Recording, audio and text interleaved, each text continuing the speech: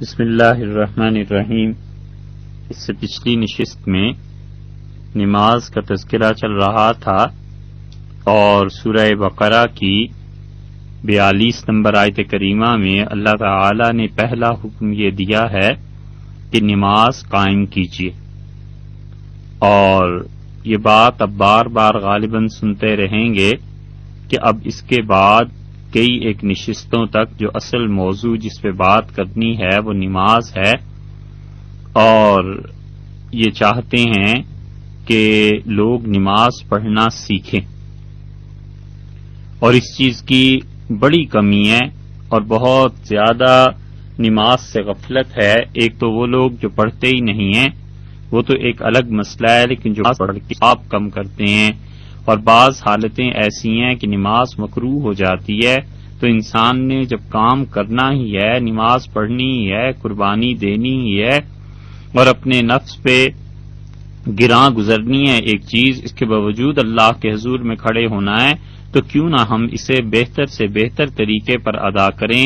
ایسے ہی جیسے رسول اللہ صلی اللہ علیہ وسلم نے ارشاد فرمایا کہ لوگوں نماز پڑھو جیسے کہ تم مجھے دیکھتے ہو کہ میں نماز پڑھ رہا ہوں، ایسی نماز پڑھو۔ تو یہ بات بار بار آپ کے سامنے آئے گی، تو اصل موضوع اب نماز ہے، اور یہ اتنا اہم موضوع ہے کہ آپ ان کیسٹس کو سنتے رہیے اور اپنی نماز کو درست کیجیے، اور اس کے ساتھ ساتھ اس کو ہو سکے تو لوگوں کو بھی اگر آپ مناسب سمجھیں تو ان کو سننے کی ترغیب دیں یا لوگوں تک اس چیز کو پہنچائیں تاکہ اپنی نمازوں کو وہ سنت کے مطابق کریں۔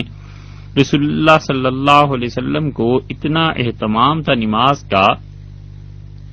کہ عرض کیا تھا آپ سے کہ اللہ اکبر یہ جو تکبیر تحریمہ ہے، اللہ نے اس میں عجیب و غریب اثرات رکھے ہیں۔ اس اللہ اکبر کا مطلب یہ ہے کہ وہ تمام کی تمام جائز اور حلال چیزیں اس تکبیر کے بعد حرام ہو گئیں، مثلاً یہ کہ اللہ اکبر کہنے کے بعد کلام کرنا، باتیں کرنا جو درست باتیں تھیں ابھی تھوڑی دیر پہلے اپنی بیوی سے، بچوں سے، ماں باپ سے، بہن بھائیوں سے ہو رہی تھیں، جب اللہ اکبر کہا تو اس تکبیر نے باقی ساری چیزوں کو اب ختم کر دیا۔ اب بندے کا تعلق اللہ کے ساتھ ہو گیا، اب وہ بارگاہ الہی میں جو عرض و معروض کر رہا ہے حق تعالی شانو سے سن بھی رہے ہیں، اور اس کے ساتھ ساتھ اس بندے کو اپنی انعامات اور اپنی رحمتوں سے بھی نواز رہے ہیں۔ صحیح احادیث سے جو اذکار رسول اللہ صلی اللہ علیہ وسلم سے ثابت ہیں، حدیث میں آیا ہے کہ حضرت صلی اللہ علیہ وسلم سبحانک اللہم و بحمدک، یہ جو ہم پڑھتے ہیں یہ بھی پڑھتے تھے۔ کبھی کبھی رسول اللہ صلی اللہ علیہ وسلم ایک دوسری دعا آئی ہے نسائی وغیرہ کی روایت میں، اور آپ یہ پڑھتے تھے کہ اللہم باعد بینی و بین خطایا، اللہ میرے درمیان اور میرے گناہوں کے درمیان، میری خطاؤں کے درمیان اتنے لمبے فاصلے حائل کر دے، کما بعدت بین المشرق والمغرب، جیسے آپ نے اپنی قدرت کاملہ سے مشرق اور مغرب کو ایک دوسرے سے دور دور کر دیا ہے، اس زمین میں پھیلا دیا ہے، ایک سرا اس کا مشرق ہے اور دوسرا سرا مغرب ہے، اس طرح مجھے گناہوں سے دور کر دے، میرے درمیان اور تیری نافرمانی کے درمیان ایسے بڑے فاصلے حائل ہو جائیں۔ پھر فرماتے تھے اللہم نقنی من الخطایا، اے پروردگار میرے گناہوں کو دھو دے مجھ سے، ایسے پاک کر دے مجھے، کما ینقی الثوب الابیض من الدنس، اللہ جس طرح کے سفید کپڑا میل سے پاک ہو جایا کرتا ہے، جس طرح اس کا میل کچیل اتر جاتا ہے اور نکھر جاتا ہے کپڑا، میرے گناہوں کو مجھ سے دھو کے ایسے مجھے پاک کر دے۔ اللہم اغسل خطایا، اور اے اللہ میرے گناہوں کو دھو دے بالماء والثلج والبرد، اے اللہ ان کو دھو دے کس سے؟ پانی کے ذریعے سے دھو دے، برف کے ذریعے سے دھو دے، اور اولوں کا شفاف پانی جو اولے آسمان سے گرتے ہیں اور جن کا پانی بہت نہایت نتھرا ہوا اور شفاف ہوتا ہے، خداوندہ ان سے دھو دے اور مجھے بالکل اپنی نافرمانی سے بچا کے۔ کبھی کبھی رسول اللہ صلی اللہ علیہ وسلم یہ فرماتے تھے اللہ اکبر کبیرہ الحمدللہ کثیرہ سبحان اللہ بکرۃ واصیلا، 3 مرتبہ پڑھتے تھے، یعنی تمام کی تمام تعریفیں اور کبریائی اور بڑائی اور عظمت اور جلال اور روب یہ سب کا سب اللہ کے لیے ہے، بڑی سے بڑی تعریف اللہ کے لیے ہے، الحمدللہ کثیرہ، اور اللہ تعالیٰ کا کثرت سے حمد و ثنا ہے، اس کی بہت بڑی تعریفیں ہیں۔ اور پھر فرماتے تھے سبحان اللہ بکرتم و اصیلا، اور صبح شام ہر حال میں اللہ کی تعریف ہے، ہر حال میں اس ذات باری تعالی کی مدح بیان کرنی ہے، اس کی تنزیہ بیان کرنی ہے۔ جو کچھ کہ لوگ اس کے ذمے لگاتے ہیں، شرک کرتے ہیں، اس کے لیے معبود اور ثابت کرتے ہیں، یہ سب چیزوں سے میرا پروردگار پاک ہے۔ اور یہ بات میں صرف نماز میں ہی نہیں کہتا، بکرتم و اصیلا، اللہ صبح شام تیرے بندے کا، اس غلام کا یہی وظیفہ ہے۔ اللہم انی اعوذ بک من الشیطان الرجیم، اور پروردگار میں شیطان مردود سے، اس کے مکر سے، اس کے فریب سے، اس کے دھوکے سے، اور اس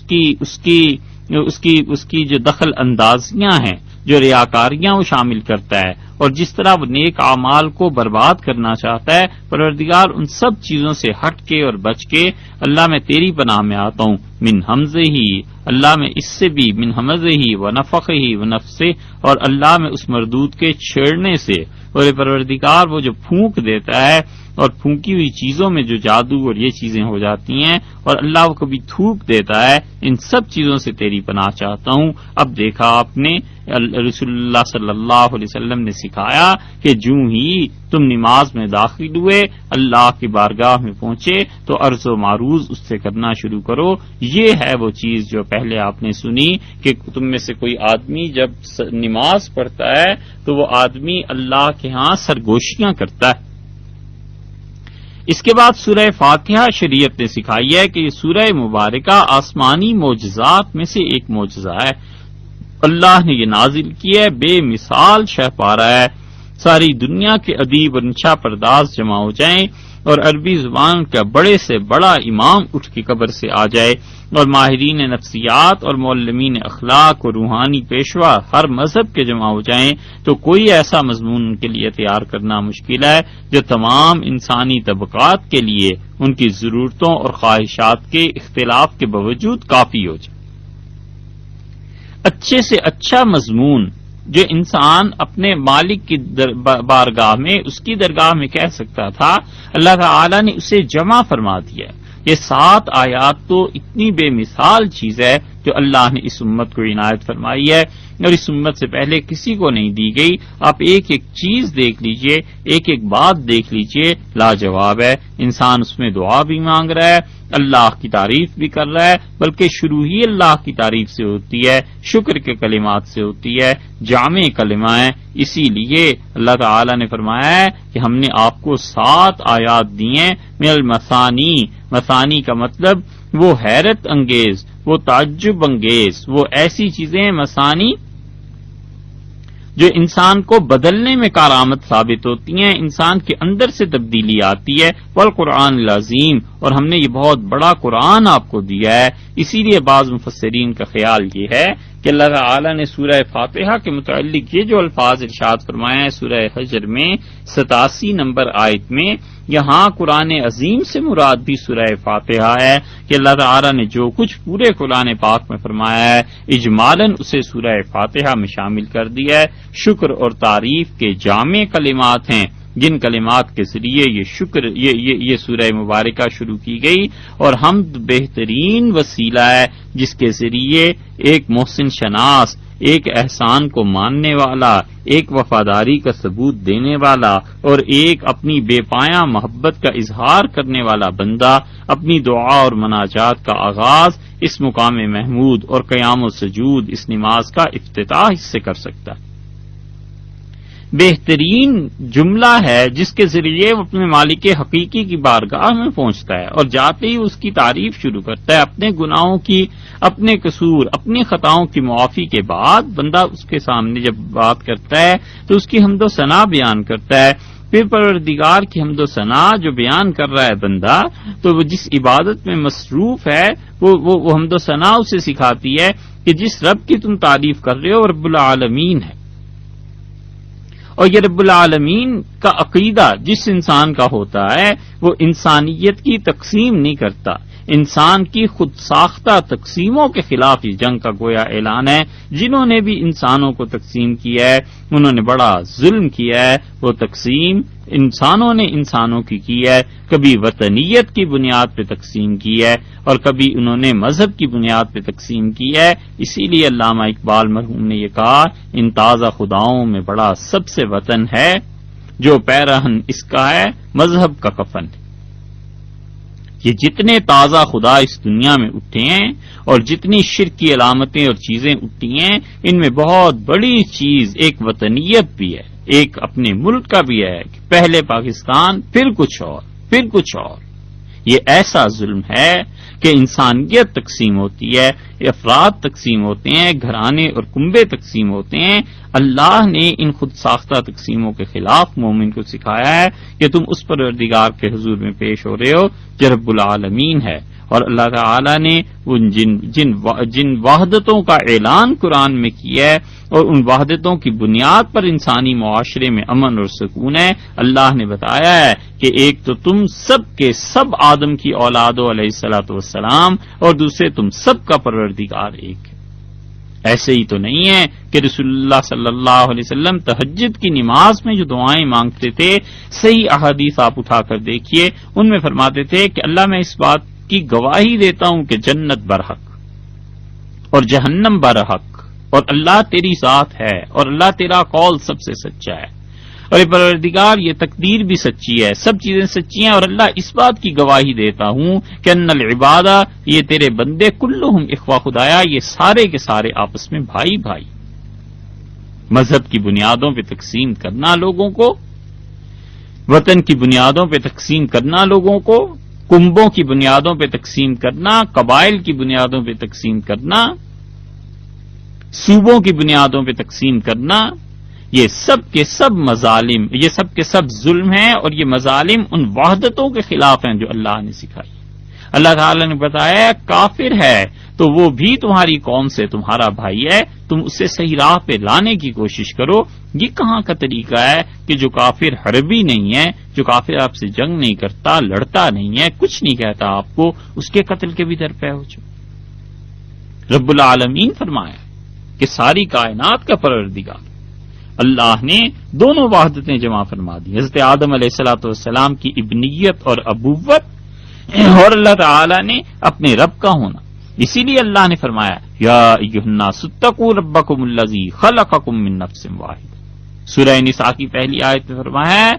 لوگوں ڈرو، اللہ کا تقوی اختیار کرو اس پروردگار کا جس نے صرف تمہیں ایک جان سے پیدا کیا، وخلق منہا زوجہا، اور اس سے ملتی جلتی چیز اس کی بیوی کو بنایا، وبث منہما رجالا کثیرا ونساء، اور اللہ نے ان دونوں سے کثرت سے مرد اور عورتیں دنیا میں پھیلا دیے۔ واتقوا اللہ، اللہ کا تقوی اختیار کرو، الذی تساءلون بہ والارحام، اس اللہ کا تقوی جس کے واسطے دے دے کے تم ایک دوسرے سے کام لیتے ہو اور کام کراتے ہو، اس اللہ کے واسطے پہ ایک دوسرے کے دل نرم کرتے ہو، والارحام، اور اللہ ہی کا نام لے کے ان رشتوں کو، نکاح کو جوڑتے ہو۔ بالکل اجنبی مرد، بالکل غیر محرم اور اجنبی عورت، اللہ ہی کا نام انہیں جوڑتا ہے۔ ان اللہ کان علیکم رقیبا۔ رسول اللہ صلی اللہ علیہ وسلم نے اسی لیے ارشاد فرمایا کہ اللہ تعالی نے جاہلیت کا تعصب اور آباء و اجداد کا فخر اور غرور تم سے ہٹا دیا۔ بس صرف دو قسم کے لوگ ہیں، یا متقی مسلمان پرہیزگار، یا بد نصیب فاسق اور فاجر۔ اور یاد رکھو حضرت آدم علیہ الصلوۃ والسلام کے تم بیٹے ہو، اور آدم علیہ السلام مٹی سے پیدا کیے گئے تھے۔ کسی عربی کو اجمی پر، کسی کو کسی پر فضیلت حاصل نہیں ہے الا بالتقوی، مگر تقوی ہے جو انسانوں کو آگے پیچھے کر دیتا ہے، اس کے علاوہ کوئی تقسیم نہیں۔ یہ نمازی، یہ نماز پڑھنے والا اللہ تعالی کی صفات کریمہ کا استحضار کرتا ہے، اس کی رحمت کا ذکر کرتا ہے، اس کی طرف رجوع کرتا ہے، دعا کرتا ہے، اور پھر دعا میں کیا کہتا ہے؟ ایاک نعبد و ایاک نستعین، اے میرے مالک ہم صرف تیری عبادت کرتے ہیں، پروردگار صرف تجھی سے مدد مانگتے ہیں قیامت کا ذکر کرتا ہے، اس دن کا ذکر جس دن اللہ تعالی کی بادشاہت اور اس کا اقتدار پوری شان کے ساتھ اس کائنات میں جلوہ گر ہوگا، اور کوئی بڑے سے بڑا آدمی اور کوئی گناہ گار سے گناہ گار اور کوئی عابد سے عابد، انبیاء اور اولیاء علیہم الصلاۃ والسلام، کسی کی ہمت نہیں ہوگی کہ حق تعالی شانہ کے سامنے بغیر اس کی مرضی کے کسی کی سفارش کر سکے۔ اللہ نے فرمایا اس دن ہم کہیں گے لمن الملک اليوم، آج کے دن لوگوں کس کی بادشاہی ہے، اور اس کائنات میں کوئی ہو تو جواب دے۔ پھر خود ہی فرمائیں گے کہ اللہ کی بادشاہی ہے، الواحد جو حقیقتاً اکیلا ہے، یہ ہے اللہ کی توحید جو اس کائنات کے آغاز میں بھی تھی اور اس کائنات کے اختتام پہ بھی ہے۔ فرمایا واحد ایک اکیلا اللہ ہے، القہار وہ غالب ہے۔ اس لیے مومن انسان جب نماز پڑھتا ہے تو دل میں آخرت کے اس ایمان کو تازہ کرتا ہے، ہر خوف، باز پرس کا ڈر، ضمیر کی نگرانی، یہ سب چیزیں سامنے آتی ہیں، اور ایسی شدید ضرورت ہے ان چیزوں کی کہ انسان آخرت کے باز پرس کے خوف سے اور اپنی ضمیر کی نگرانی کی وجہ سے جب جرم سے باز رہتا ہے تو پرامن معاشرے قائم ہوتے ہیں، اور یہ سب نماز کا کمال ہے، یہ سب سوچ سمجھ کے نماز پڑھنے کی بات۔ پھر اللہ تعالی سے وہ مدد مانگتا ہے، اللہ ہی کو اس سے عرض کرتا ہے کہ وہ کسی کی عبادت نہیں کرتا سوائے اللہ کے، اور کسی سے مدد نہیں چاہتا اللہ تعالی کے علاوہ۔ یہ عبادت اور یہ استعانت، یہ سب کی سب چیزیں یہ اللہ ہی کے ساتھ اس کا رشتہ ہے، اور اسی سے ایک انسان کا دوسرے انسان سے رشتہ پیدا ہوتا ہے۔ کمزور کا تعلق طاقتور سے ہے، غریب کا تعلق امیر سے ہے، محکوم کا تعلق حاکم سے ہے، اور بندے کا تعلق اللہ سے ہے۔ اور اگر یہ دونوں چیزیں عبادت اور استعانت صرف اللہ کے لیے مخصوص کر دیے جائیں تو زندگی کے سارے بندھن اور آہنی زنجیریں خود بخود ٹوٹ جاتی ہیں، شرک ختم ہوتا ہے، فتنے ختم ہوتے ہیں۔ سب سے بڑا معاہدہ اور اعلان جو انسان اپنے پروردگار کے سامنے کرتا ہے وہ یہی ہے کہ میرے پروردگار میں تجھی سے مدد مانگتا ہوں اور صرف تیری عبادت کرتا ہوں۔ یہ توحید اللہ کی جتنا دل میں گہری ہوتی چلی جاتی ہے اتنا انسان غیر سے بے نیاز ہوتا چلا جاتا ہے، خدا سے دن میں بار بار یہ کہتا ہے۔ اس لیے سوچ سمجھ کے نماز پڑھنی چاہیے کہ اللہ سے کیا رہا ہوں۔ نماز سے باہر کا سارا نظام دنیا کا اس کو دو چیزوں کی دعوت دیتا ہے، ایک یہ کہ تم جھکے رہو،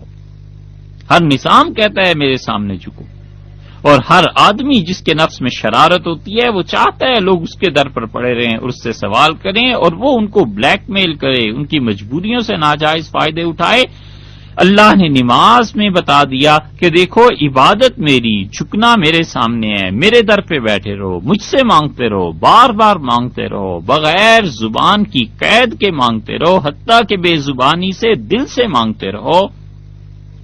بغیر کسی وقت کی تخصیص کے مانگتے رہو۔ انسانوں نے وقت بنا دیے ہیں، صبح ملنا ہے، شام نہیں ملنا، شام ملنا ہے، صبح نہیں ملنا۔ ہمارے ہاں کوئی وقت نہیں ہے، کوئی قید نہیں ہے کسی چیز کی، ہم سے مانگو، حتیٰ کہ مانگنے میں کبھی بے ادبی بھی ہو جائے تو ہم اس سے درگزر کر دیتے ہیں۔ یہ اس ذات پاک نے سکھایا ہے، اور اس نے کہا ہے کہ دیکھو اسی طرح جب تم کسی کے سامنے جھکو گے، کسی اور سے مدد مانگو گے تو پھر تم بلیک میل کیے جاؤ گے، پھر تم لوگوں کے ہاتھوں میں ان کی خواہشات کی تسکین کے لیے کھلونا بن جاؤ گے۔ ایسے نہیں کرنا، بلکہ ہم سے مدد مانگو۔ ایاک نعبد و ایاک نستعین، اللہ صرف تجھی سے مدد مانگتے ہیں، صرف تیری عبادت کرتے ہیں۔ اور پھر مومن اللہ کے سامنے سب سے بڑی دعا کرتا ہے ہدایت کی، جو اس کی سب سے بڑی ضرورت، جس ہدایت کے دم سے جنت کی رونقیں قائم ہیں، وہ ہدایت جس سے محروم ہو جانے کے بعد کسی چیز کی کوئی ویلیو دنیا میں باقی نہیں رہتی، اور وہ ہدایت جسے پا لینے کے بعد حقیقتاً مومن کو کسی چیز کے چھٹنے کا غم نہیں ہوتا۔ اس کی طلب اور جستجو اللہ نے انسانوں کی فطرت میں رکھ دی ہے۔ یہ ہدایت اسی وقت قابل عمل ہو سکتی ہے جب اس کے زندہ اور عملی نمونے ہمارے سامنے، وہ عملی نمونے انبیاء علیہ الصلاۃ والسلام تھے، وہ عملی نمونے صدیقین تھے، شہداء تھے، صالحین تھے رحمہم اللہ، یہ لوگ عملی نمونے تھے۔ کہ کس طرح اللہ نے ہدایت انہیں دی تھی۔ حضرت ابراہیم علیہ الصلوۃ والسلام کے زمانے میں کہاں ہدایت باقی رہی تھی؟ حضرت موسیٰ علیہ الصلوۃ والسلام نے جس گھر میں پرورش پائی ہے فرعون کے اور جن محلات میں پلے ہیں، وہاں کون سا ہدایت کا سرچشمہ تھا؟ حتیٰ کہ وہ اللہ کا عاجز بندہ اور وہ اللہ کا جلیل القدر نبی علیہ الصلوۃ والسلام ہجرت کر کے چلے گئے ہیں، اور ہجرت کے بعد کوئی آگے پیچھے کچھ نہیں ہے، بیابان ہے، درخت کے سائے میں بیٹھے ہوئے ہیں، کوئی جاننے والا نہیں ہے۔ روایات کے مطابق کھانا اور پینا یہ بھی نہیں ہے، کوئی اسباب اور سامان نہیں ہے، وطن کو چھوڑ دیا، گھر کو چھوڑ دیا، اور سب چیزیں چھوڑ کر ایک درخت کے نیچے وہ بندہ جا بیٹھا ہے اور کہتا ہے رب انی لما انزلت الی من خیر، کہ پروردگار جو بھی خیر، جو بھی اچھائی تیری طرف سے آئے، میرا حال یہ ہے، میری کیفیت یہ ہے کہ فقیر ہوں، فقیر، اللہ تنگ دست ہوں، اللہ آپ کا محتاج ہوں، ہر چیز میں آپ کی فرما روائی چاہیے، اللہ ہر چیز میں آپ کی دستخوشائی چاہیے، اور اللہ میں ایسے بیٹھا ہوا ہوں، اور اللہ تعالی نے ہدایت بھی دی۔ جو پہلے سے ہدایت تھی یعنی اس میں اضافہ فرمایا، پہلے تو وہ جو کچھ بھی تھے مگر اس کے بعد انہیں نبوت کے مقام سے سرفراز فرمایا، اور نبوت کا مقام ہر نبی کے لیے یقیناً اعلیٰ اور ارفع ہے ان مقامات سے جن پہ وہ پہلی اپنی زندگی میں ہوتے ہیں۔ خدا کی طرف سے وحی آئی، اور حضرت موسیٰ علیہ الصلوۃ والسلام کو اللہ نے اپنے کلام کا شرف بخشا اور نصیب کیا، تو حضرت ابراہیم اور حضرت موسیٰ علیہ الصلوۃ والسلام خدا سے اپنے درجے کی ہدایت مانگتے رہے، اور مومن انسان جب نماز پڑھتا ہے تو اللہ سے اپنے درجے کی ہدایت مانگتا ہے۔ شیخ الاسلام ابن تیمیہ رحمۃ اللہ علیہ نے بہت عمدہ باتوں میں سے ایک چیز اپنی سوانح، اپنی زندگی، اپنے حقائق کے متعلق خود بیان کی، اور انہوں نے کہا، فرمایا کہ میں کبھی کبھی کسی مسئلے میں پھنس جاتا ہوں اور 1000 مرتبہ استغفار کرتا ہوں، پھر جا کر وہ مسئلہ میرے سامنے آتا ہے اور کہیں حل ہوتا ہے۔ اور فرمایا قرآن پاک کے کئی مقامات مجھے سمجھ نہیں آتے تھے تو میں ویران جگہوں پہ چلا جاتا تھا، ٹوٹی پھوٹی مسجدوں میں چلا جاتا تھا اور سر رکھ دیتا تھا سجدے میں اور کہتا تھا، اے وہ ذات جس نے ابراہیم اور موسیٰ علیہ السلام کو بغیر اسباب اور ذرائع کے اس زمانے میں علم عنایت فرمایا تھا، علمنی، مجھے بھی علم کی بھیک عنایت ہو، پروردگار مجھ پہ بھی اس پاک کتاب کے اسرار اور رموز کھلیں۔ یہ ہے وہ چیز کہ انسان کے سامنے وہ نمونے ہوں، اور وہ نمونے انبیاء علیہ السلام کے ہیں، وہ چلتی پھرتی ہستیاں صدیقین، شہداء اور صالحین کی ہیں، جن کی راہ کی انسان تمنا کرتا ہے اور اللہ سے دعا مانگتا ہے، اور یہی وہ چیز ہے جو سورہ انعام میں اللہ نے فرمائی ہے۔ اللہ تعالی نے فرمایا اولئک الذین ھدی اللہ، یہ وہ لوگ تھے، کئی انبیاء علیہ السلام کے تذکرے کے بعد اللہ تعالیٰ فرماتے ہیں یہ وہ لوگ تھے جنہیں اللہ نے ہدایت دی تھی، فبہداہ مقتدی، سو آپ بھی ان کے طریقے پر چلیے۔ انسان چاہتا ہے کہ نمونہ ہو اور اسے دیکھ کر اپنی زندگی ویسی بنائے، نمونہ مل جائے اور انسان اس کی پیروی کرے، اس کے پیچھے چلے، تو تدریجی اور تدریجن انسان خدا کی عبادت کی طرف پھر اور مائل ہوتا ہے، پھر نمازی سجدے کی طرف تدریجی طور پر بڑھتا ہے۔ قیام تھا، اب رکوع میں کیا ہو گیا؟ رکوع میں جھک جاتا ہے اللہ کے سامنے، ایک لمحے کے لیے پھر کھڑا ہو جاتا ہے، سجدہ کرتا ہے تاکہ نفس میں خشوع و خضوع کی جو کیفیت ہے وہ پیدا ہو، اور اپنی ذلت کا احساس، اپنے جھکنے کا احساس، اپنے آپ کو گرا دینے کا احساس پیدا ہو، اور دل میں جو غرور ہے نا، اور دل کے چھپے ہوئے گوشوں میں جو تمکنت ہے، اپنی بڑائی ہے، اور دل کے بالکل مخفی پردوں میں جو اپنی انا بیٹھی ہوئی ہے، اس کو چوٹ لگے۔ یہ ہے وہ چیز جو شیخ الاسلام امام اور اپنے زمانے کے مقتدا اور اللہ نے جن پر بڑا فضل فرمایا تھا، شاہ ولی اللہ صاحب محدث دہلوی رحمۃ اللہ علیہ نے یہ وہ چور پکڑا ہے اور اسے درج کیا ہے انہوں نے حجت اللہ البالغہ میں۔ وہ کہتے ہیں یہ رکوع جب کرتا ہے انسان جان بوجھ کے اپنی ارادے اور اپنی اختیار اور سوچ سے، اور جو سجدہ کرتا ہے تو ذلت اور عبودیت اور شکستگی اور اپنی خود فراموشی کے آخری درجے پر پہنچ جاتا ہے۔ آپ خود تصور کر لیجئے کہ اپنے جسم کا سب سے معزز حصہ، اپنا سر، اپنی پیشانی جو کسی کے سامنے نہیں جھکتی، کائنات کی سب سے حقیر ترین چیز مٹی ہے، اور مٹی ایسی حقیر چیز ہے کہ ذلت اور پستی میں مثال بن گئی ہے. مثال دیتے ہیں نا کہ میں مٹی میں ملا دوں گا. کسی کو سمجھانا ہو غرور اور کبر کے فرعون کے مثیل کو، اور فرعون کی دوسری شکل کوئی پیدا ہو جائے، سامنے آ جائے، تو کہتے ہیں صاحب اللہ سے ڈریے، آخر اس مٹی میں مل جانا. یہ مٹی ضرب المثل کے طور پر استعمال ہوتی ہے ذلت میں، اور چہرہ سب سے معزز چیز، اور وہ مٹی جسے پاؤں سے روندا جاتا ہے اپنے چہرے کو اس مٹی پہ رکھ کے کہتا ہے سبحان ربی الاعلی. یہ پروردگار، میرا پروردگار، میرا رب بالکل پاک ہے ہر اس بہتان سے، اس بات سے جو کافر اس کے متعلق کہتے ہیں، بڑی بلند شان والا. یہ اعلان ہے جو نمازی کرتا ہے، سجدوں کے درمیان بیٹھتا ہے تاکہ دوسرا سجدہ پھر نئے جذبے سے وہ اللہ کے سامنے ادا کر سکے. اس لیے یہ سجدے انسان کو پتہ چل جائے کہ اس کی قدر و قیمت کیا ہے، سر نہ اٹھائے خدا کے سامنے سے، اندازہ ہو جائے کہ یہ سجدہ کرتا ہوں، یہ سجدہ اللہ کو کتنا عزیز. علامہ اقبال نے کہا ہے نا، یہ ایک سجدہ جسے تو گراں سمجھتا ہے، 1000 سجدوں سے دیتا ہے آدمی کو نجات، آدمی 1000 سجدوں سے نجات پا جاتا ہے بشرطے کہ اس ایک سجدے کی قدر آ جائے. علی ابن فضیل رحمۃ اللہ علیہ کہتے تھے میں نے حضرت سفیان ثوری رحمۃ اللہ علیہ کو دیکھا، انہوں نے سجدہ کیا. اور سفیان ثوری رحمۃ اللہ علیہ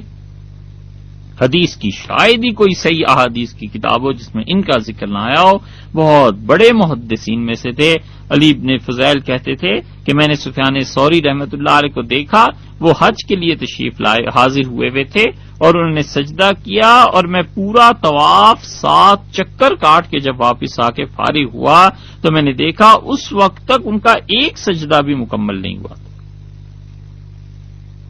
یہ ہے وہ چیز، کیونکہ اندازہ تھا نا کہ اللہ کے سامنے سر رکھتی ہے. سب سے اچھا انسان کے جسم میں جو حصہ تھا پیشانی، اسے اللہ کے سامنے سب سے ذلیل چیز میں رکھتی ہے اور اسے ملا دیا ہے اللہ کے سامنے. سجدے ایسے ہوا کرتے تھے، خدا کے سامنے یہ لوگ ایسے جھک جاتے تھے. اسی طرح انہی کے ایک شاگرد کہتے تھے، امام ذہبی رحمت اللہ علیہ نے یہ ان کے حالات میں چیزیں لکھی ہیں سیر اعلام النبلاء میں. ان کے ایک شاگرد اور ہیں سفیان ثوری رحمت اللہ علیہ کے، وہ کہتے تھے میں نے ایک دن دیکھا حرم میں وہ حاضر ہوئے اللہ کے ہاں، اور انہوں نے مغرب کی نماز پڑھی اور اس کے بعد نماز پڑھنے کے لیے کھڑے ہوئے، اور انہوں نے نفل میں ایک سجدہ کیا، اور اس کے بعد عشاء کی اذان تک وہ پہلے ہی سجدے میں. یہ اتنے لمبے سجدے ہو جاتے تھے، اس لیے کہ یہ سجدہ انسان کو اللہ کے ہاں عزت دیتا ہے. یہ سجدہ اللہ کے ہاں انسان کے گناہ معاف کراتا ہے. اسی لیے مغرب سے عشاء تک اتنے طویل سجدے یہ اکابر جو کیا کرتے تھے وہ یہی بات تھی. یہ بحث الگ ہے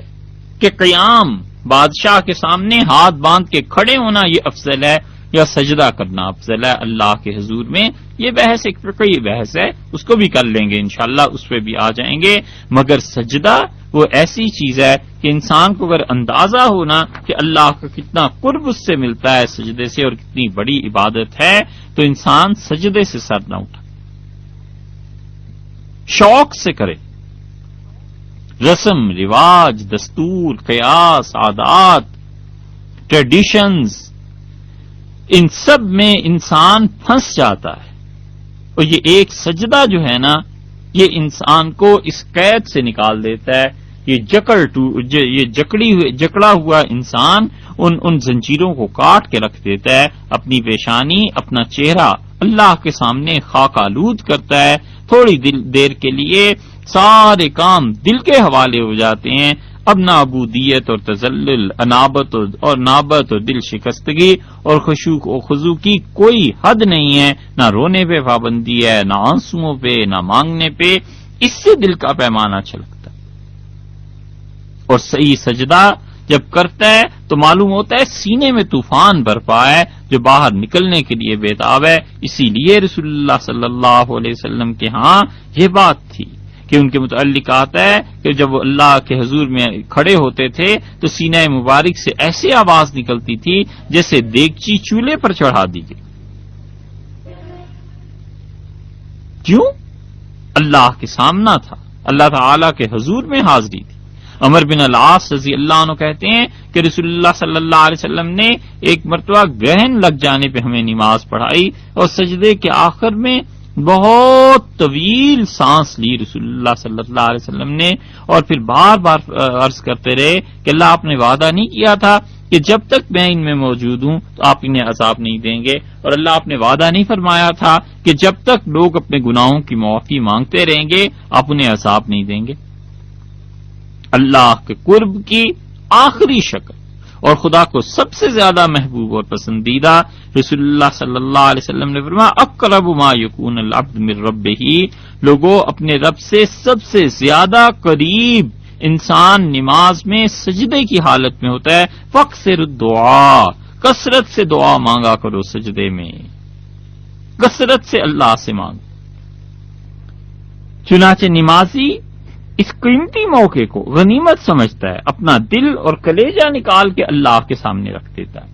اور انسان اپنے آپ کو بالکل بے بس پاتا ہے ان مواقع پر جب اللہ تعالی کے ساتھ ایسا تعلق ہوتا ہے اور آنسو اور اس کے اندر کے جذبات ان سب کو نکاس کا بہ جانے کا موقع ملتا ہے. اسی لیے رسول اللہ صلی اللہ علیہ وسلم کی زبان دیکھیے، آپ کی دعا دیکھیے، طبرانی میں آتی ہے. عبداللہ ابن عباس رضی اللہ عنہ کی روایت ہے کہ رسول اللہ صلی اللہ علیہ وسلم عرفہ کے میدان میں شام کو عرفات میں حضرت صلی اللہ علیہ وسلم کی خاص دعا انہوں نے ذکر کی. سجدے میں بھی سب سے زیادہ قریب ہوتا ہے نا اللہ کے، اپنی پیشانی خاک پہ رکھے ہوئے. عرفات کی شام کو بھی اللہ کی رحمت بارشوں کی طرح مسلسل برس رہی ہوتی ہے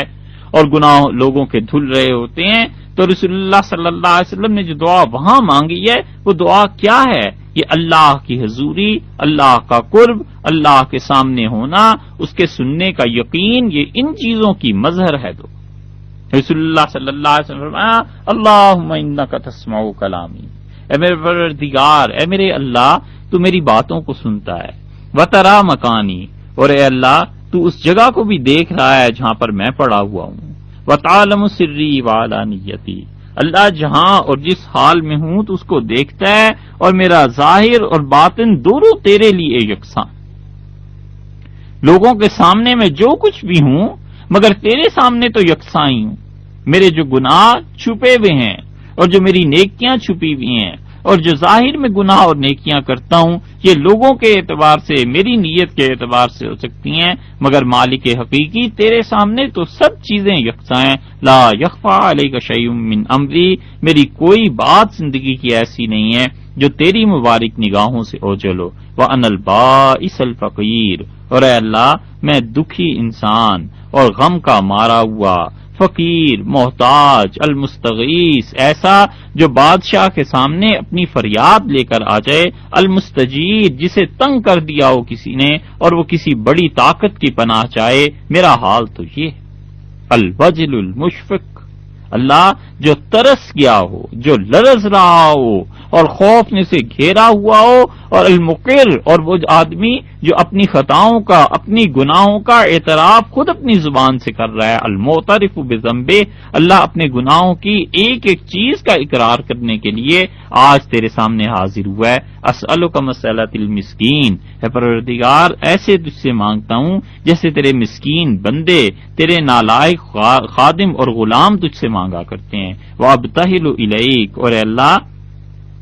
میں تیرے سامنے ایسی گڑ گڑاتا ہوں، ایسی اپنی عاجزی کا اظہار کر رہا ہوں. ابتحال المذنب الذلیل، اللہ جیسے کوئی گناہگار سخت ذلیل و خوار آدمی رو رہا ہو اور گڑ گڑا رہا ہو، اللہ میں ایسے مانگ رہا ہوں. وادعوک، اور تجھے ایسے پکارتا ہوں، ایسے اپنی ضرورتیں تیرے سامنے رکھ رہا ہوں، دعا الخائف الضریر، جیسے کوئی آدمی اندھا ہو اور ایک دم سے کوئی ڈرانے والی چیز اس کے لیے پیش آ جائے تو وہ اندھا کدھر بھاگے گا اور خدا بندہ وہ کدھر کا رخ کرے گا، اور آنکھیں ہیں نہیں ہیں وہ کس جگہ جا کر پناہ لے گا۔ دعا من خضعت لک رکبتہ،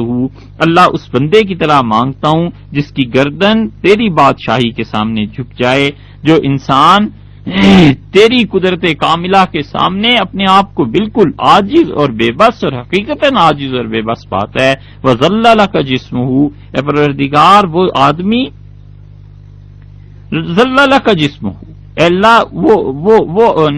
من خضعت لک رکبتہ، جس کی گردن تیرے سامنے جھکی، وفاظت لک عبرتہ، اور اللہ جس انسان کی آنکھیں تیرے سامنے بہہ پڑیں اور مسلسل جو آدمی آنسوؤں سے رو رہا ہے، ذلّ لک جسمہ، اس بندے کی طرح مانگتا ہوں پروردگار جس کا جسم تیری راہ میں بچھ گیا ہے، کہاں سے گھر چھوڑ کے اس عرفات کے میدان میں حاضر ہوا ہوں اور کہاں ساری چیزوں کو چھوڑ کے تیرے سامنے کھڑا ہوں۔ وَرَغِمَ لَكَ أَنفُهُ، اللہ اپنی ناک تیرے سامنے رگڑ رہا ہے، اپنی عزت تیرے سامنے بچھا رہا ہے۔ اللہم لا تجعلنی بدعائک شقیّا، اے پروردگار یہ جو دعائیں میں مانگ رہا ہوں مجھے ان دعاؤں میں بالکل ناکامی کا منہ نہ دکھا۔ اللہ ایسے نہ ہو کہ میں نامراد آج اس جگہ سے واپس چلا جاؤں جس جگہ پہ آج سارے گناہگاروں پہ تیری رحمتیں برستی ہیں، تو اللہ ایسے نہ ہو۔ وَكُن بِي رَءُوفًا رَحِيمًا، اور میرے اللہ میرے لیے تو نہایت مہربان ہو جا، بڑا رحم کرنے والا بن جا۔ مجھے اس کی کوئی بحث نہیں ہے کہ تیرا عذاب، تیرا غضب، تیرا غصہ کن پہ نازل ہوتا ہے کن پہ نہیں ہوتا، میں غریب تو اپنے حالات لے کے حاضر ہوا ہوں۔ کن بی رؤوف الرحیمہ، اے میرے پروردگار میرے ساتھ تو بڑی نرمی کا سلوک کیا جائے، میرے ساتھ تو نہایت رحمت کا سلوک کیا جائے۔ یا خیر المسئولین، اے وہ ذات اس کائنات میں جتنے بھی لوگ، جتنی تیری مخلوق جس کے سامنے ہاتھ پھیلاتی ہے نا، اور جن سے سوال کیا جاتا ہے، سب سے بہتر اور برتر ہستی تیری ہے، جہاں مانگنے والے مانگتے ہیں، جہاں ہاتھ پھیلانے والے ہاتھ پھیلاتے ہیں۔ وَيَا خَيْرَ الْمُعْطِينَ، اور اے وہ ذات جو دنیا میں جتنا کچھ کوئی کسی کو دیتا ہے سب سے بڑی ذات تیری ہے جو دے سکتی ہے، اور اے پروردگار تو سب سے اچھا، تو تیری ہستی سب سے اچھی ہے جو آدمیوں کو مانگنے والوں کو دیتی ہے۔ اس دعا کا ایک ایک لفظ دیکھیے کہ ابدیت کی روح رسول اللہ صلی اللہ علیہ وسلم نے سمو دی۔ یہ دعا صرف اسی دل سے نکل سکتی ہے جسے اللہ نے اپنے علم کا خاص حصہ دیا ہو، اللہ نے اپنی معرفت کاملہ جس کو نصیب کی ہو، اور اللہ تعالی کی معرفت کا اعلیٰ سے اعلیٰ مقام جس ہستی کو حاصل تھا، یعنی رسول اللہ صلی اللہ علیہ وسلم، ان کی دعا۔ اس سجدے سے پہاڑ تھرا اٹھتے تھے، یہ سجدہ ایسا تھا زمین کانپ جاتی تھی، یہ سجدہ ایسی چیز تھی جو لوگ کرتے تھے اور اللہ تعالیٰ ان کی مشکلات کو حل کر دیتا تھا، قوموں کے فیصلے اور تقدیریں بدل جاتی تھی اس سجدے سے۔ اب وہ سجدہ ایسا رہ گیا ہے کہ آپ سب جانتے ہیں کہ اس کی حیثیت کیا ہوگی۔ فالج ہو گیا تھا۔ عبد الواحد رحمت اللہ علیہ ایک بزرگ تھے، امام ذہبی رحمت اللہ علیہ نے سیر اعلام النبلاء میں ان کے حالات لکھے، فالج ہو گیا تھا انہیں، اور انہوں نے اللہ سے دعا مانگی اور انہوں نے کہا پروردگار تو جانتا ہے سب سے زیادہ اچھی عبادت تیری اور تیرے ساتھ تعلق بس نماز رہی ہے، مجھے اتنی اجازت مل جایا کرے کہ میں وضو کر لوں، نماز پڑھ لوں اور پھر اس کے بعد فالج کا یہ مرض لوٹ آئے۔ یہ ان کی کرامت تھی۔ ان کے شاگرد کہتے ہیں جب آسان ہوتی تھی تو وہ اٹھتے تھے، وضو کرتے تھے، نماز پڑھتے تھے، پھر آ کر جب چارپائی پہ لیٹتے تھے تو پھر فالج کی کیفیت ہو جاتی۔ کوئی بڑے سے بڑا حکیم اور ڈاکٹر اس کو حل نہیں کر سکتا۔ یہ وہ عزت تھی، وہ کرامت تھی جو اللہ نے اپنے اس بندے کو عنایت کی تھی، جس نے کتنے ہی سجدے اللہ کے سامنے کیے ہوں گے اور جس کی پیشانی پہروں اللہ کے حضور میں ٹکی رہی ہوگی۔ یہ وہ لوگ تھے۔ حیرت انگیز واقعات تاریخ میں محفوظ ہیں کہ کتنی مرتبہ ان سجدوں سے قوموں کی قسمت پلٹ گئی، کتنی مرتبہ ان سجدوں سے ڈوبتے ہوئے بیڑے پار ہو گئے، اور کتنی مرتبہ ان سجدوں سے وہ لوگ جو شکست کھائے ہوئے تھے خدا نے انہیں فتح دے دی اور تقدیر بدل دی اللہ نے ان سجدوں ہی کے ذریعے۔ درود شریف پڑھتا ہے آدمی، اپنا قیام، رکوع، سجدہ، اور اس کے بعد اپنے قعدہ آخرہ میں بیٹھتا ہے، رسول اللہ صلی اللہ علیہ وسلم پر سلام بھیجتا ہے اور کہتا ہے السلام علیکم ایھا النبی ورحمۃ اللہ وبرکاتہ، اللہ کی رحمتیں ہیں آپ پہ، اللہ کی برکتیں نازل ہوں اے میرے نبی صلی اللہ علیہ وسلم۔ پھر اللہ سے یہ التجا کرتا ہے کہ وہ اپنی رحمتوں کی، برکتوں کی بارش نازل فرمائے رسول اللہ صلی اللہ علیہ وسلم پہ۔ یہ انبیاء کرام علیہ الصلوۃ والسلام ہر زمانے میں خدا اور اس کی مخلوق کے درمیان ہدایت کا واسطہ ہوتے ہیں، ذریعہ ہوتے ہیں۔ اللہ کے ہاں ان کی بڑی عزت ہے، خدا کے ہاں جتنی ان کی آبرو ہے اتنی کسی کی آبرو نہیں۔ خدا ان کی عزتیں رکھتا ہے اور اللہ تعالیٰ ان کی لج کو پال لیتا ہے، اور اللہ تعالیٰ ان کے ذریعے سے اپنی مخلوق کو ہدایت دیتا ہے۔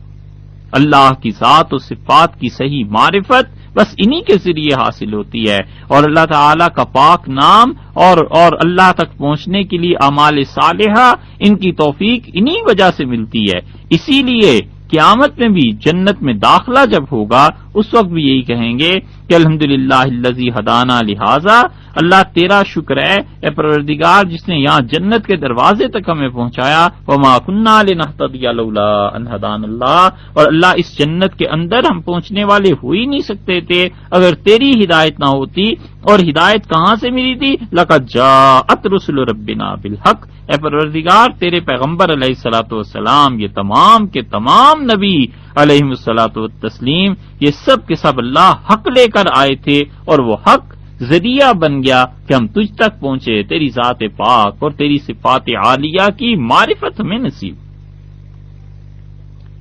دنیا میں جہالت اور گمراہی اور آخرت کے عذاب اور تباہی سے نجات دینے والے یہ انبیاء علیہ الصلوۃ والسلام کی تعلیمات تھی، اس لیے وہ مستحق ہیں اس بات کے بجا طور پر کہ انہوں نے جتنی زبردست کوششیں کی اور قربانیاں دیں،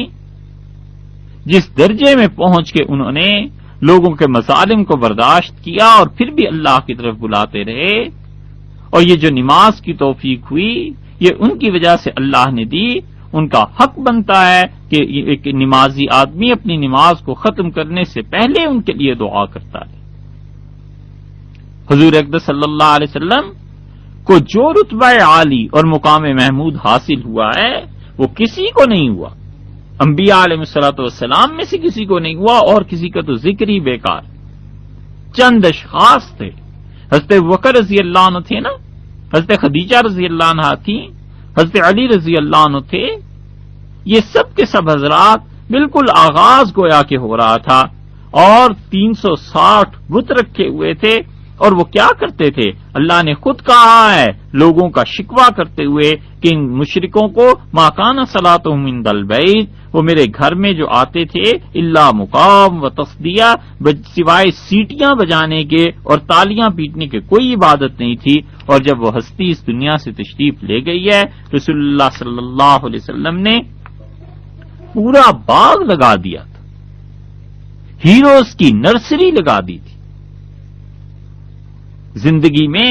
4-5 بچے ہوتے ہیں اور وہ صحیح طرح تربیت نہیں ہو پاتی باپ سے، کہاں وہ ہستی جو اس دنیا سے گئی ہے 1 لاکھ سے زیادہ قابل اعتماد افراد چھوڑ کر گئی۔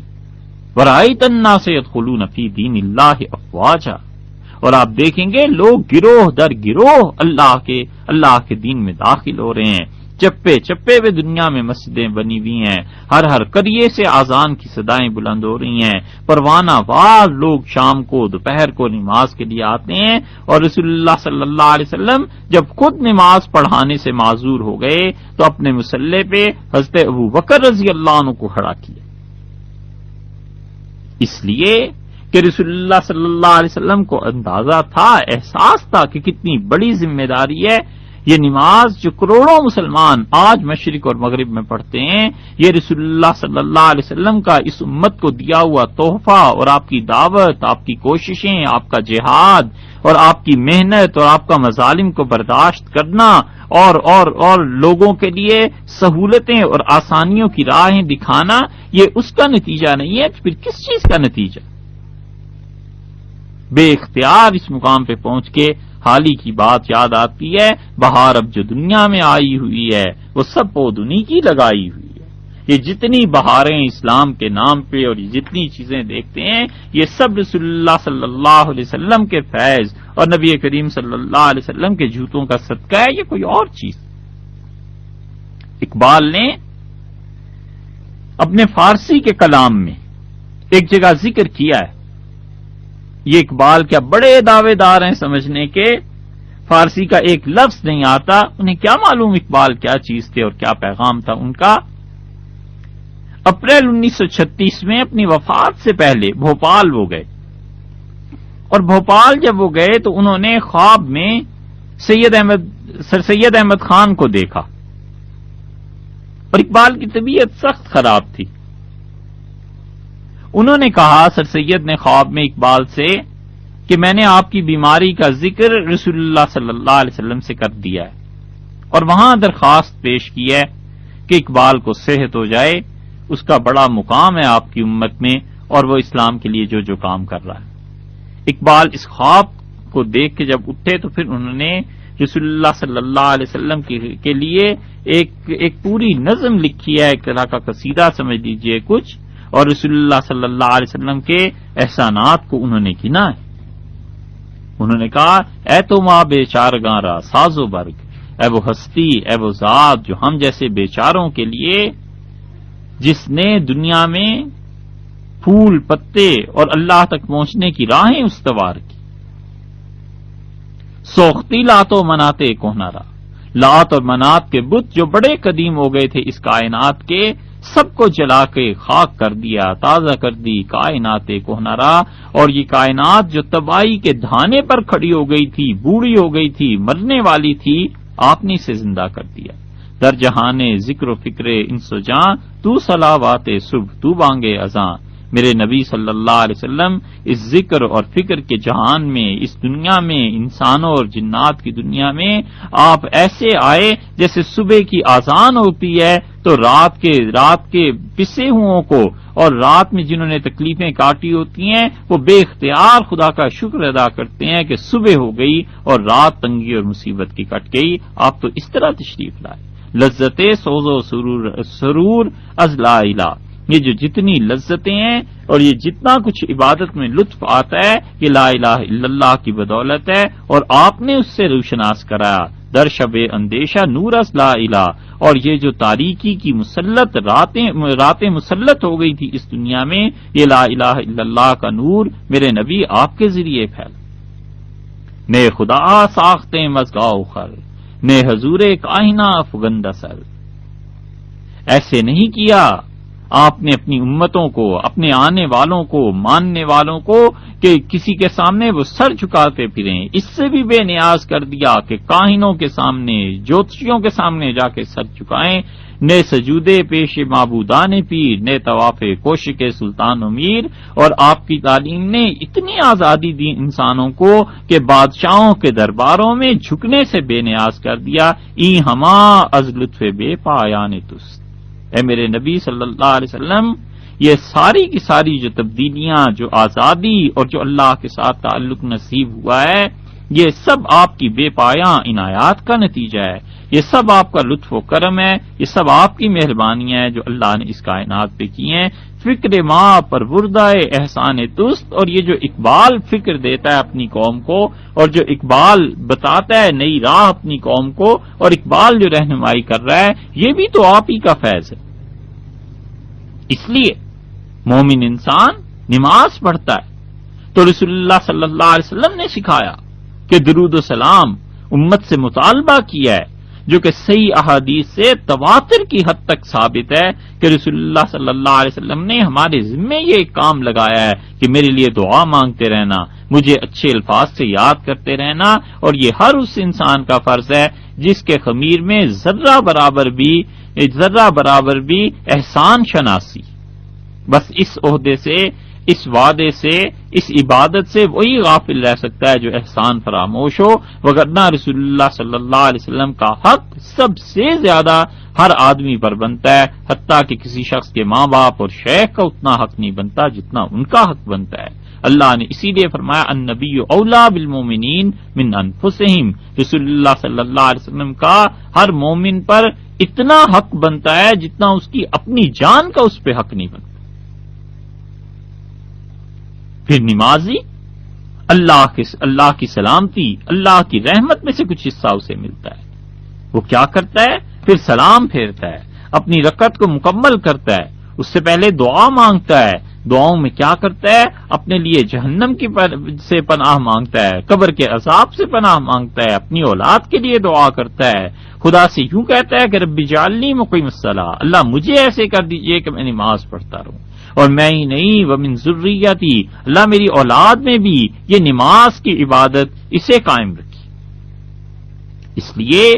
کہ اتنا بڑا تحفہ اور اتنی بڑا خدا کے ساتھ تعلق ہے کہ مومن انسان کو اس کا شمع بھی جب اس عبادت کا اس کی حقیقت کی لذت ملتی ہے نا، وہ کہتا ہے مجھے جو مل گیا ہے اس سے پوری دنیا محروم کیوں رہے۔ مومن کا دل بے کراں سمندر ہے، مومن کا دل ایسا وسیع دسترخوان ہے جس کی کوئی حد و حساب نہیں ہے، اور مومن کا دل اس کائنات کی وسعتوں سے زیادہ وسیع۔ اس لیے وہ کہتا ہے خدایا میری اولاد میں بھی یہ چیز جاری رکھ۔ پھر نماز ختم ہوئی، پھر سلام پھیرتا ہے اور پھر استغفر اللہ پڑھتا ہے کہ اللہ ایسی عبادت ہو نہیں سکی جیسی عبادت ہونی چاہیے، اللہ ایسے نماز پڑھ نہیں سکا جیسے پڑھنی چاہیے۔ یہ جو نماز ہم پڑھتے ہیں حقیقی نماز کا اللہ کے علاوہ چیزوں کی بندگی اور جاہلیت کی زندگی اس سے کوئی رابطہ نہیں، غیر اللہ کی بندگی سے کوئی جوڑ نہیں ہے، کھلا ہوا تضاد ہے۔ اللہ کی عبادت غیر کی عبادت سے بے نیاز کرتی ہے، اللہ کی غلامی بڑے بڑے اہل ثروت اور اقتدار کے مالک حکمرانوں اور فوجیوں کی خوشامد سے بے نیاز کرتی ہے۔ جس کو اللہ کی عبادت اور غلامی کا ذائقہ ملا ہے وہ جانتا ہے کہ دنیا میں کوئی نفع اور نقصان میرے مالک کی اجازت کے بغیر نہیں پہنچ سکتا۔ ظلم اور زبردستی میں جو لوگ اللہ سے نہیں ڈرتے اور ظلم اور زبردستی میں اپنے جیسے انسانوں کا ساتھ دیتے ہیں، وہ اپنے عقیدے اور ضمیر کو نیلام پر چڑھا دیتے ہیں۔ کوئی میل نہیں کھاتی، کسی جگہ اور کسی موقع پر ہم آہنگ نہیں ہو سکتی ایک مومن انسان کی نماز اور اس کی فکری اور ذہنی غلامی۔ یہ غیر اللہ کی جو غلامی ہے نا، نماز کے سارے ارکان اسے توڑتے ہیں، وہ برسر پیکار ہیں کہ اللہ کے علاوہ کسی کی غلامی نہیں ہے، اللہ کے علاوہ کسی کی بندگی نہیں۔ حضرت سید صاحب رحمت اللہ علیہ کے ایک رفیق تھے، حضرت کے مجاز تھے، حضرت نے خلافت انہیں عنایت فرمائی تھی، اور انہیں ایک مرتبہ ایک مسلمان طبیب کے پاس جانے کی نوبت آئی۔ سن رسیدہ ہو گئے تھے، معمر تھے، طویل علالت تھی، کمزور ہو گئے، اور حکیم ان کے گاؤں کے قریب فاصلے پر رہتے تھے، مشقت سے وہاں چل کر پہنچے اور حکیم صاحب کے منتظر رہے۔ حکیم صاحب برآمد ہوئے تو انہوں نے صلاۃ غوثیہ کی نیت باندھ دی، اور صلاۃ غوثیہ یہ کہ بغداد کی طرف بجائے بیت اللہ کے بغداد کی طرف منہ کر کے ایک خاص طریقے پہ 2 رکعتیں پڑھنی شروع کر دی۔ انہوں نے جب اس عمل کو دیکھا تو اٹھ کھڑے ہوئے اور اپنے بھتیجے سے کہا کہ چلو۔ راستے میں ان کے شاگرد ان کے بھتیجے نے کہا کہ اتنی تکلیف اٹھا کر وہاں پہنچے، اتنی دیر انتظار کیا، جب حکیم صاحب آ گئے تو چچا دوا لے لی ہوتی، میری سمجھ میں نہیں آیا کہ کیوں آپ اٹھ کے آ گئے۔ انہوں نے کہا اللہ تمہیں ہدایت دے، تم نے دیکھا نہیں وہ کیا کر رہے تھے؟ اس شاگرد نے کہا حضرت ہمیں ان سے حکمت سے بات ہے، ان سے دوا لینی ہے، ہمیں کیا ان کے عقائد جو بھی ہوں اور ان کے اعمال جو بھی ہوں۔ انہوں نے کہا میرے بھتیجے میں جب رات کو میں اس بات کو بھی چھوڑ دیتا اور واقعی ان سے دوائی لے لیتا اور ان کے عقیدے اور ان کے اس صلاۃ غوثیہ پہ نظر نہ کرتا، مگر جب رات کو میں کھڑا ہوتا ہوں نا تو اللہ سے یوں عرض کرتا ہوں کہ وَنَخْلَعُ وَنَتْرُكُ مِن يَفْجُرُكَ، اللہ جو تیری نافرمانی کرے اور اللہ جو تیرے حکموں اور حدود کو توڑے میں اس سے علیحدہ ہوں، اللہ میں اس سے بیزار ہوں۔ تو آج رات جب تہجد میں ہم اس کے بعد وتر پڑھیں گے اور اللہ سے کہیں گے، تو اگر انہوں نے کہا کہ اگر تو ہمارے نافرمانوں سے اتنا ہی بیزار ہوتا تو دوا کیوں لے آیا تھا، میں خدا کو کیا منہ دکھاؤں؟ یہ ہے نماز، انسانوں کے اخلاق پر اثر پڑتا ہے، انسانوں کے رجحان پر اثر پڑتا ہے۔ اس لیے نماز انسان کا رخ تبدیل کر دیتی ہے، نئی طلب، نیا ذہن عطا کرتی ہے، وہ بتاتی ہے کہ کیا چیز غلط ہے، کیا چیز صحیح ہے، اور اللہ کے علاوہ غیر کے سامنے جھکنے کا اور ذہنی غلامی کا قلع کما کرتی ہے نماز۔ اسی لیے یہ زندگی کا جو نیا انداز ہے اور زندگی گزارنے کے جو طریقے نماز کے مرہون منت ہوتے ہیں وہ یکسر اور قطعی مختلف ہوتا ہے ان سے جو اللہ کے نافرمان بندے ہوتے ہیں۔ اسی لیے امت میں